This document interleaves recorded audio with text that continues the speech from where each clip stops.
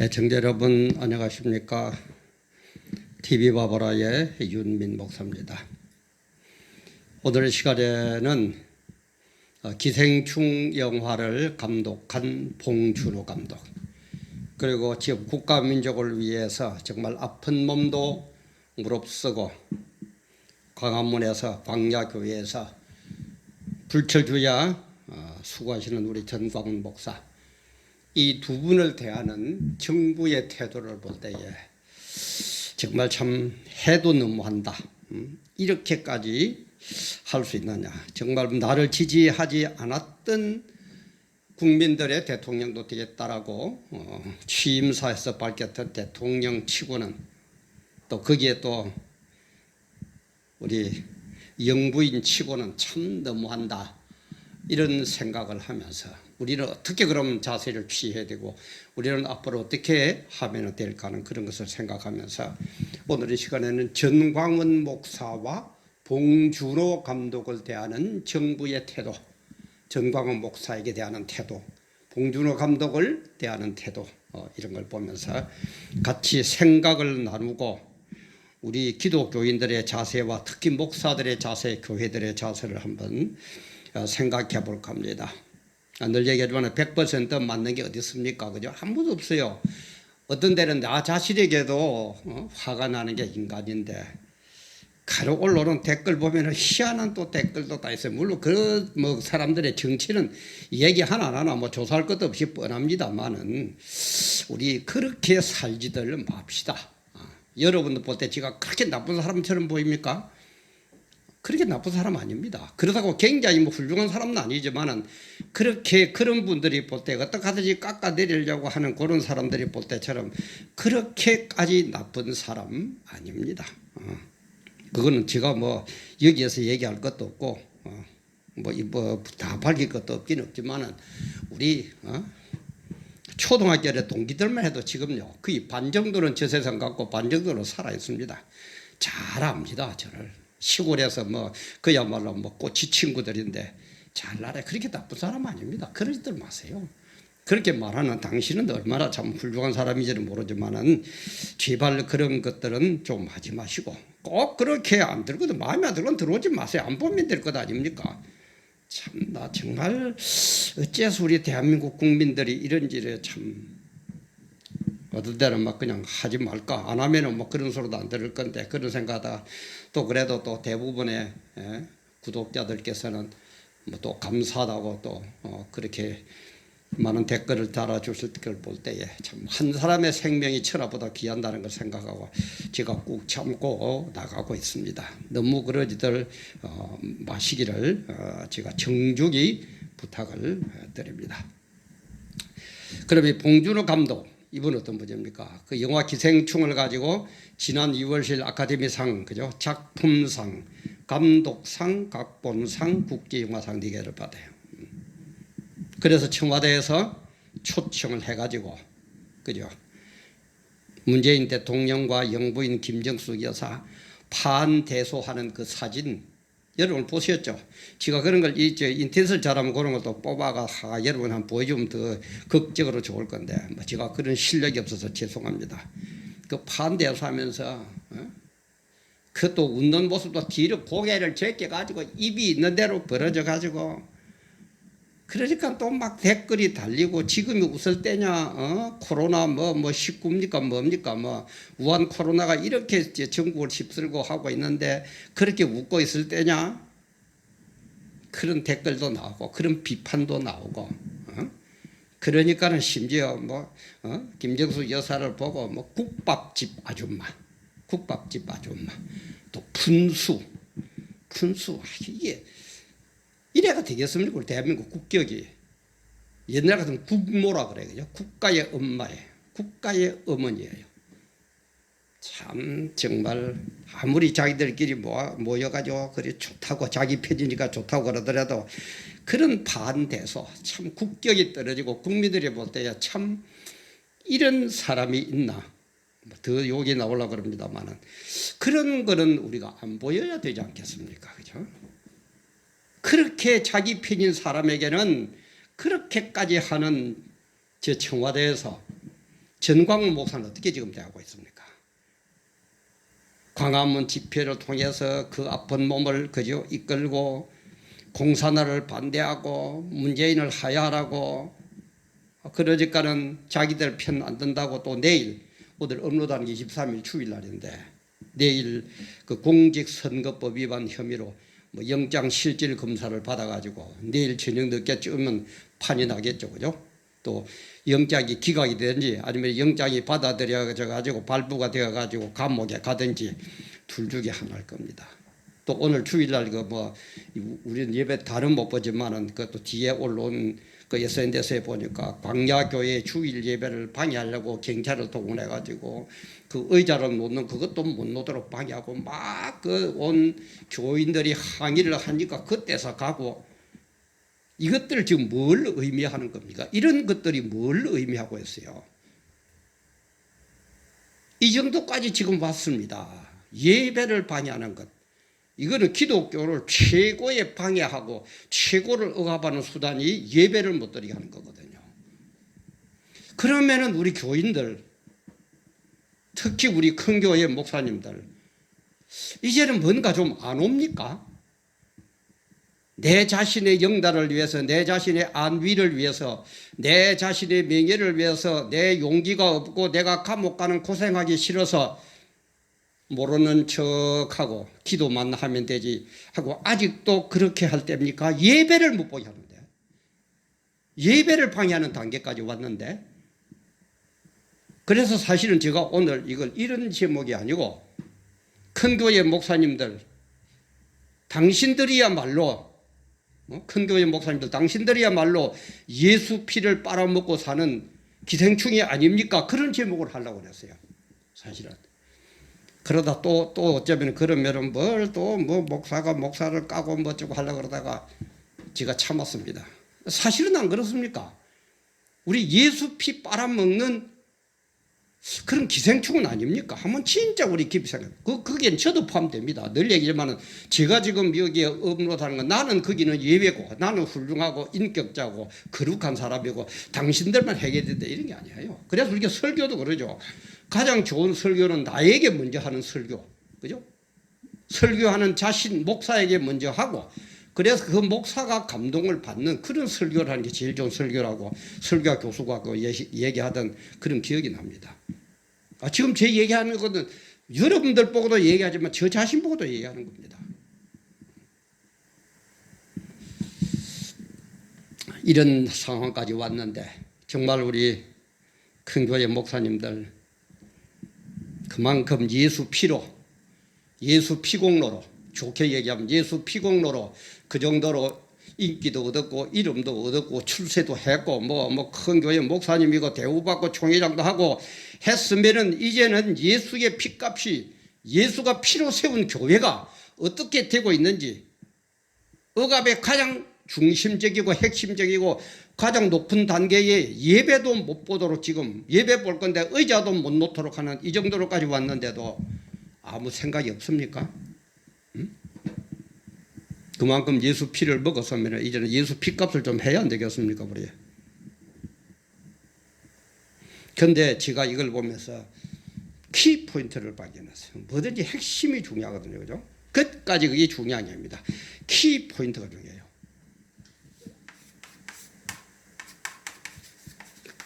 키 포인트. 그런데 봉준호 감독이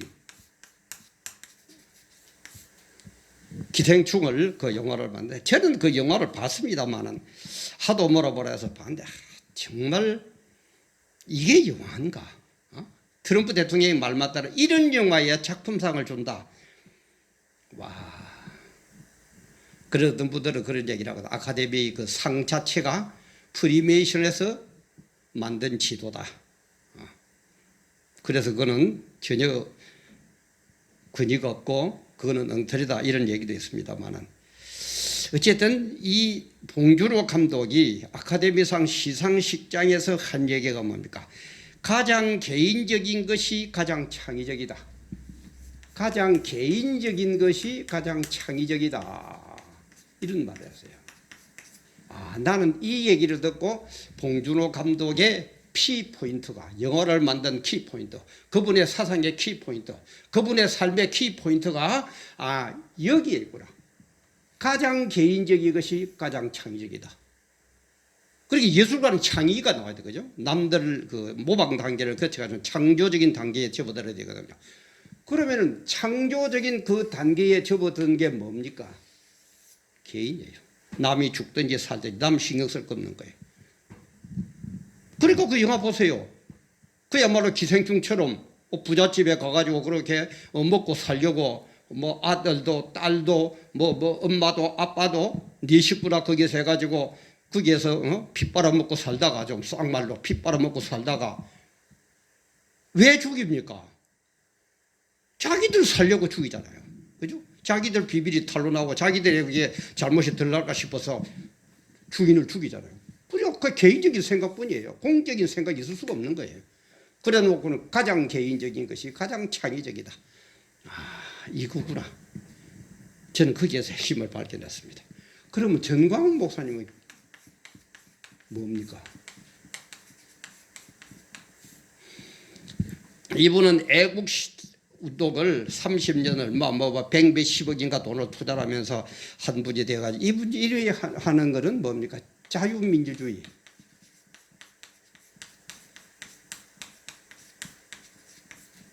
그 다음에 자유시장경제.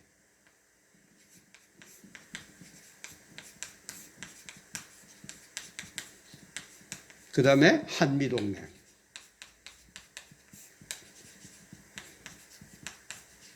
이런 것을 굳건히 하기 위해서는 뭐가 되어야 되느냐? 기독교 입국론이에요. 기독교가 근본이 되어야 된다. 이것을 주장하는 분이. 이분은 이렇게 청와대에서 모셔다 놓고는 내죽겠다고 체면도 어디 가버려졌고 파안대소하는 그런 그 사람들의 존경하는 그 사람의 생각은 가장 개인적인 것이 가장 창의적이다. 남을 배려할 것도 없어요. 핵심 사상은 이거예요. 제가 볼 때는. 그런데 저는 그러나 정광훈 목사님은 이 나라 인민족을 위해서 자유민주주의를 해야 되고 자유시장 경제를 해야 먹고 살 수 있고 한미동맹을 굳건히 해야 우리나라를 지킬 수 있다. 그런데 이런 것들을 확실히 하기 위해서는 기독교적인 사상이 기독교적인 근본이 중심이 돼가지고 이 나라 인민족을 세워야 된다. 그걸 한 게 누구라고? 이승만. 그죠? 이렇게 얘기하고 있죠. 그러니까 한번 보세요. 이 두 분이 비교가 됩니까? 국가적으로 보나 사회적으로 보나 앞날의 대한민국을 쳐다보나 비교가 됩니까? 그런데 이분은 미치도록 좋아서 하하 웃고 있고 이분은 못 잡아먹어서 눈이 벌겋게 서들고 있고 이게 지금 대한민국의 현실입니다. 이래도 우리 큰교회 목사님들 아직 깨우치지 못하는 우리 성도님들 아직 괴돼지 취급을 받아도 뭐가 문제를 모르는 우리 국민들 좀 느낌이 안 옵니까? 이제는 올 때가 안 됐습니까? 몇 년 겪다 보면은 그죠? 한두 번이 이제 몇 년 겪다 보니까 이제는 하고 뭐가 감이 안 옵니까?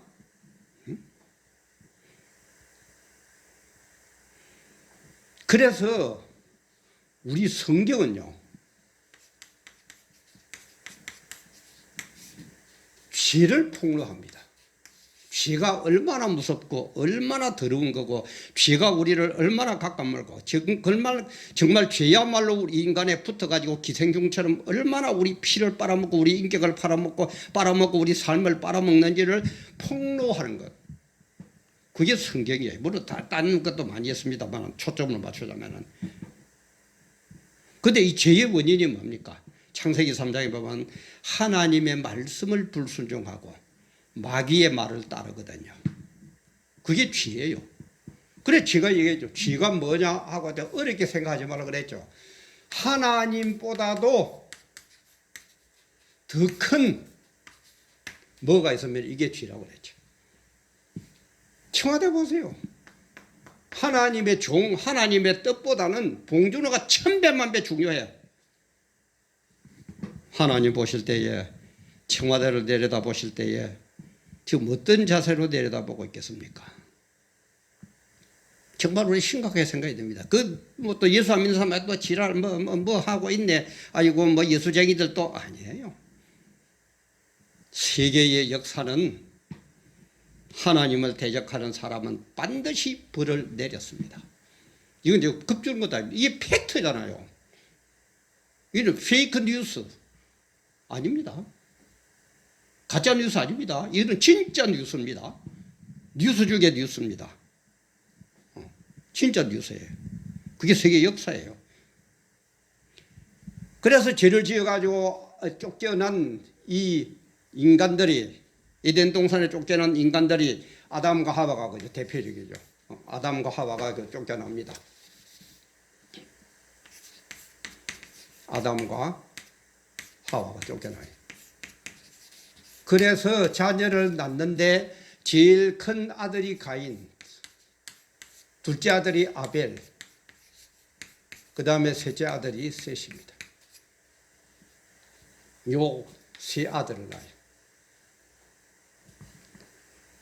근데 여러분 생각해서 여기서 쫓겨나가지고 그 좋은 장소, 그 좋은 그 흥계로 쫓겨나가서 살 때에 얼마나 후회도 많이 하고 여러 가지 생각이 있었겠습니까?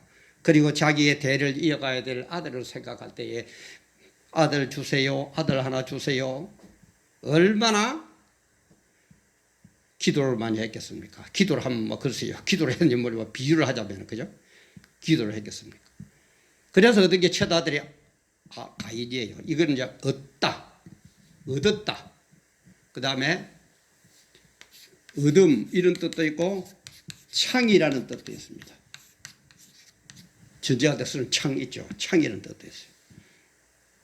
근데 이 성경은 설명하기를 여호와로 말미암아 득남하였다 이런 뜻이라고 그랬습니다. 성경에는 그렇게 풀이라고 했어요. 여호와로 말미암아 득남하였다. 하나님께 아들 하나 주세요, 아들 하나 주세요, 막 이렇게 하니까 하나님 은혜로 얻은 아들이다. 그래서 가인이다. 이런데 이제 이런 뜻은 하나님 은혜로 얻었다 이런 뜻도 있지만은 여기에는 창이라는, 사람을 죽이는 창이라는 그런 뜻도 있어요. 근데 나중에 짐을 때문에 동생 아벨을 죽여버리죠. 형이 동생 아벨을 죽입니다. 그래서 아벨의 이름은 아무것도 아닌 자, 그야말로 아무것도 아닌 것처럼 죽임을 당하고 맙니다. 형제에게 얻어맞아 죽고 맙니다. 그러니까 다시 아담과 하와가 생각을 하고 얻고 기도하고 그래가지고 얻은 아들이 셋인데, 이 말은 정리한다, 임명한다, 뭐 의무를 부과한다, 뭐 이런 뜻이에요. 지자리에 갖다 놓는다 이런 뜻입니다. 다시 말해, 가인은 자기 힘을 가지고 자기 창을 가지고 남을 어떻게 하든지 죽이고 누르고 억압을 하면서 자기 이름을 날려야 되는 사람이에요. 그래서 아벨까지 죽였어요. 그러다 셋은 그런 게 아니고 하나님께서 뭔가 사명을 주는 사람, 사명을 다시 얻은 사람, 하나님의 영광을 위해서 얻는 사람, 사는 사람, 그게 셋이에요. 그래서 인류의 역사는 어떻게 흘러가느냐. 셋, 여기에서 예수가 나오거든요. 그죠? 셋의 후손 중에서 가인은 이미 심판을 받아버렸어요. 근데 셋이라는 새로 임명을 받은 이 사람들이 살아가는데 바로 살면 될 텐데 자꾸 사람들은 세속화되어 갑니다. 다시 말해서 가인을 닮아간다 이 말이에요. 가인을 자꾸 닮아가는 게. 세상적으로 힘도 얻어야 되고 명예도 얻어야 되고 높은 자리에 앉아야 되고 창으로 남을 죽이기도 해야 되고, 이거는 이미 그러니까 심판을 받아 쫓아내버렸고, 이 셋을 통해서 바르게 살기를 바라는데 셋에서도 우리 인간은 죄성이 있기 때문에 창세기 3장에서 죄를 지어서 죄성이 남아있기 때문에 자꾸 셋 족속 중에서도 자꾸 가인이 닮아 나오는 거예요. 이 세상이 바로 그렇죠. 자꾸 가인을 닮아가지고, 그죠? 출세해야 되고, 수단 방법 안 가리고 돈 벌어야 되고, 수단 방법 안 가리고 눌러야 되고, 수단 방법 안 가리고 내 정권이 누구 말대로 뭐 몇십 년, 100년까지 가야 되고. 그래서 셋의 후손에서 하나님이 뭔가를 사명을 준 그 사람들이 바르게 가야 될 텐데 안 가니까 셋 중에서 자꾸 가인을 닮아가는 사람을 골라내가지고 셋의 역사가 이루어 가도록 할 게 하나님의 역사다 이 말이에요. 그래서 이 역사를 바르게 좀 보면은 도표를 한번 설명 이런 식으로 보면 됩니다. 자, 시작부터 오메가 알파부터 오메가까지. 그죠? 근데 우리가 하나님이 이렇게 이런 어떤 식으로 살아가라고 우리에게 이렇게 폭을 주면은 이런 범위를 정해주면은 가장 좋은 거는 뭡니까? 꼭 이렇게 일직선으로 살아가면 제일 좋죠. 그죠? 그야말로 하나님 신경하는 것들이고 일직선으로 살아가면 좋은데 이렇게 살아가는 인간은 이 세상에 아무도 없어요. 아무도 없습니다. 그럼 어떻게 삽니까? 삐딱삐딱, 그죠? 갈지자로 그래요. 근데 갈지자를 걷다가 또 삑 빠지는 인간이었어요. 그래서 이렇게 살아가는 게 최고의 주님이 원하는 삶인데 이렇게는 못 사고 이렇게 갈지자를 걸어갈 때에 이때는 어떻게 하느냐? 하나님의 징계가 임합니다. 매가 임해요. 그러다가 이 하나님이 정한 이 범주를 벗어나 버리면은 이때는 이제 유기가 됩니다. 유기 내버린다 말이에요. 그래서 견디고 이렇게만 살아가면은 매는 맞지만은 징계는 받지만은 천국에 갈 수 있어요. 근데 하나님의 뜻을 완전히 벗어나 버리는 가인이 되어 버린다면은 이거는 유기가 되어 가지고 지옥행입니다. 지금 이 얘기예요. 이거 도표로 그리면 이런 거예요.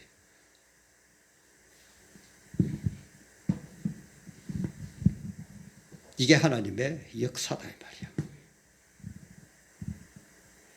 그러니까는 기생충 같은 인간들을, 그죠? 가인처럼 하나님의 뜻을 끌고 셋에 붙어가지고 기생충 역할을 하는 가인 같은 창이나 찌르고 사람이나 못하게 굴고 자기 배떼지만 채우는 그런 인간들을 골라내는 것, 이게 하나님의 역사다 이 말이야.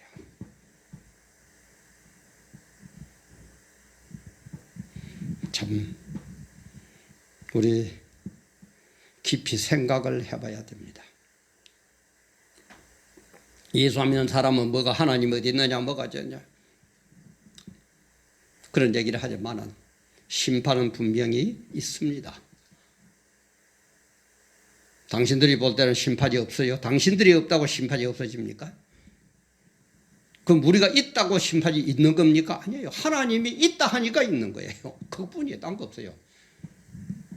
심판 없는 걸 우리 예수 믿는 사람이 심판이 있다 했다는 하나님 심판 만들 겁니까? 아니에요. 하나님은 창세전부터 저 영원까지 모든 것을 자기가 계획을 해가지고 1.1초도 0.1%도 오산 없이 오차 없이 그대로 진행시켜 갑니다. 그래서 우리 성도들은 이런 하나님의 뜻을 알면은, 그죠? 하나님의 뜻을 알아가는 사람들, 하나님의 뜻을 알면은 바르게 되는 사람들, 그게 우리 성도예요. 그래 제가 카이로스 크로노스 얘기했죠, 그죠? 카이로스 크로노스. 카이로스 크로노스. 크로노스. 이거는 뭐라고요? 하나님 시간표. 이는 세상 시간표. 여러분 볼 때는 이것밖에 안 보이죠. 크로노스 세상이 흘러가는 시간표. 이것밖에 안 보이죠. 그러나 우리 성도들은 세상의 시간표도 알지만은 이 세상 시간표를 운행하는 하나님의 시간표 카이로스 이걸 알아야 된다 이 말이에요. 그러면 답이 나와요. 그러면 큰 교회 목사님들처럼 뭐 벌벌 겁이 나서 벌벌 떨 것도 없어요. 내 죄지가 있으면 깨놓고 막 고백해버렸어요. 뭐 그냥 뭐 남자가 또 그래. 뭐 목사도 사람인데 뭐 여자하고 바람 피울 수 있죠. 그러나 그놈을 얘기를 하면은 뭐 어떨까 봐서 겁이 나서 벌벌벌벌 뜨는 것하고 하나님 앞에 내가 이렇게 잘못했습니다 하고 정말 옷을 찢는 그런 회개의 자세로 용서를 받는 것하고 어느 게 자세입니까? 세상 사람들 같으면 모르니까 막 그냥 뭐 하고 어쩌고 저쩌고 해가지고 넘어가려고 그러지만 우리는 그러면 안 돼요. 하나님이 보고 계세요. 보고 계세요. 그래서 세상을 아니까 지금 이 불신자들처럼 이 세상 사람들은 지금 어떻게 보고 있습니까? 세상 사람들의 가장 힘있게 가인처럼 살아가는 사람이 세상적으로 볼 땐 정치인이거든요. 그래서 대한민국 사람들은 정치에 그렇게 관심이 많아요. 뭐가 좀 해가 조금 돈 좀 벌다든지 출세하든지 뭐 박사학위 받으면 전부 정치 쪽으로 나가려고 그러죠. 그죠? 정치인들이 가장 두려워하는 게 뭐라고요? 정치인들이 가장 두려워하는 것은 돈하고 표, 선거 때 표하고 이 두 개입니다. 그럼 우리나라 국민이 지금 5천만인데, 그죠? 5천만 국민이고. 우리 성도가 1200만 그럽니다. 그죠? 만약에 1200만이 그죠? 1200만 성도들이 딱 하나 되어가지고 하나님의 이런 뜻을 딱 알고 이런 뜻을 교회에서 가르치고 그래가지고 1200만 성도가 한 사람만 더 모아도 한 사람에게만 더 가르쳐 주어도 1200만이 얼마입니까? 2400만입니다. 거의 반이죠. 그럼 끝난 거예요. 표라니까? 발밝힙니다. 어떻게 교회를 간섭해요? 어떻게 예배를 보려고 하는데 의자도 못 놓도록 방해를 해요? 코로나를 빌려가지고 뭘 어쩌고 저쩌고 그렇게 거하는 인간들이 그러면은 세계에서 133개국인가 중국인들 출입을 못하게 한다고 그러는데 우리는 겁이 나서 중국 놈들 눈치 본다고 입국도 못 막고 이런 나라가 세상에 어디서 왜 근데 대해서는 말 한마디 못해요.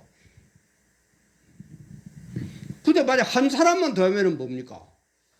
2400만에서 또 1200만이 또 1200만이 더해지니까 얼마예요? 3600만입니다. 완전히 끝내주는 거예요. 아니 나는 힘이 없는데요. 아니에요. 우리 판매업에 보면은 한 사람이 딴 사람에게 영향을 미칠 수 있는 딴 사람의 마음을 움직일 수 있는 사람의 숫자가 뭐냐? 평균을 딱 내어보면은 250명이라고 합니다. 잘난 사람 못난 사람 아무리 그래도 전부 250명 정도는 영향을 미칠 수가 있다고 그럽니다. 그게 통계예요. 그럼 내가 아무리 힘이 없더라도 내가 두 사람 정도는 그죠? 두 사람 처음에 한 사람만 해도 2,400만 나까지 포함해가지고 2,400만 거기에서 한 사람만 더 내가 설득을 시켜도 3,600만이라 대한민국 국민이 5천만인데 3,600만 표가 반 이상의 과반수가 거의 3분의 2가 왔다 갔다 하는데 정치인들이 감히 기독교를 박해를 해요. 큰 교회 목사님들 이런 원리는 모릅니까?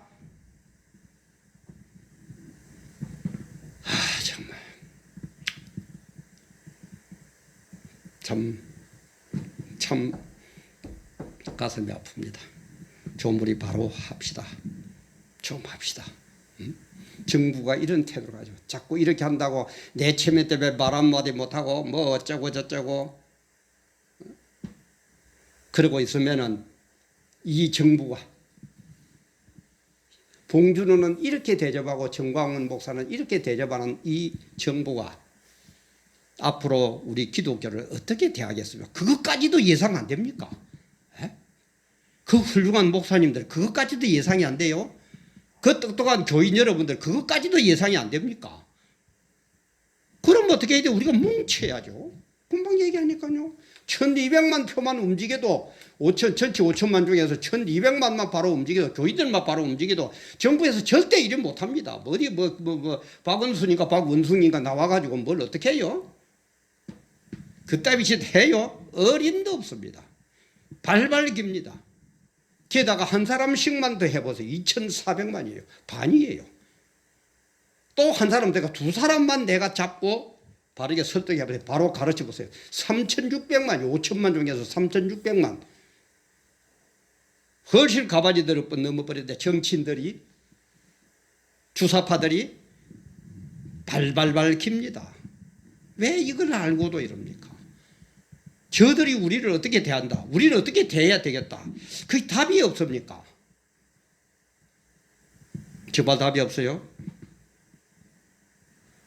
어지간히 유튜브를 보니까 그런 얘기가 있대요. 전환기, 지금 우리가 어떻게 보면 전환기죠, 그죠? 이런 혼란스럽고 이렇게 하는 전환기 때의 최대의 비극은, 전환기 때의 최대의 비극은 뭐냐? 악한 자들의 거친 함성이 아니라, 악한 저 인간들이 막 함성을 지르고 잡아먹으려고 그러고 하는 그게 아니라, 선한 자들의, 나름대로 좀 배웠고 기독교를 믿고 하는 이런 선한 자들의 소름 끼치는 침묵이다. 아무 소리 안 하는 그게 더 무섭다는 거예요. 다시 한번요. 전환기의 최대 비극은 악한 자들의 거친 아우성이 아니라 선한 자들의 소름 끼치는 침묵이다. 다시 한번요. 전환기의 최대 비극은 악한 자들의 거친 아우성이 아니라 선한 자들의 소름 끼치는 침묵이다.